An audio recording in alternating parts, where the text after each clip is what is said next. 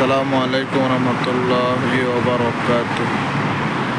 যারা দেশ ও প্রবাস থেকে আমার ভিডিওটি দেখতেছেন সকলকে জানাই আন্তরিক মোবারকবাদ, সকলকে শুভ সকাল। দেখুন কাতারে কি পরিমাণ গাড়ি রয়েছে। আমি যেহেতু একটা গ্যারেজে চাকরি করি, জব করি, সেই কারণে এখানে আমাদের গ্যারেজ অলরেডি সকাল 6টা 6:30 বাজে গ্যারেজ ওপেন হয়ে আছে। এটাই প্রবাসী সিস্টেম।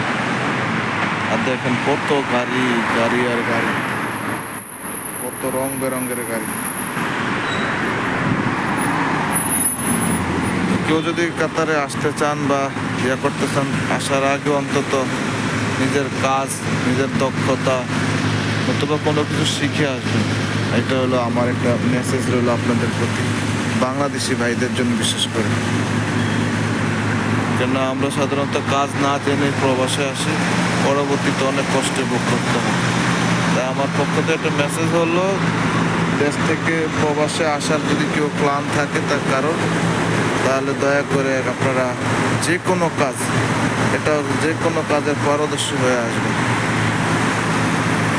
ইনশাল্লাহ নেক্সটে বড় করে ভিডিও বানাবো, যেহেতু আমি নতুন একজন ক্যামেরার সামনে কথা বলার মানুষ, তাই হয়তো বা কথাগুলো গুছিয়ে কথা বলতে পারতেছি না।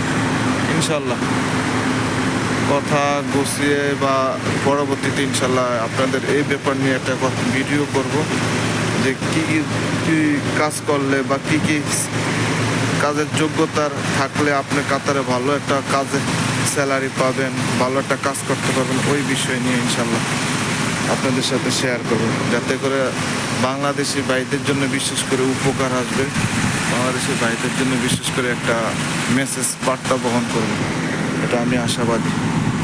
ওই সিগন্যাল, ওই যে ব্রিজ, ওই ব্রিজটা দেখেন, ওখানে সিগন্যাল, কিন্তু দেখেন পুরো রাস্তা ব্লক হয়ে আছে।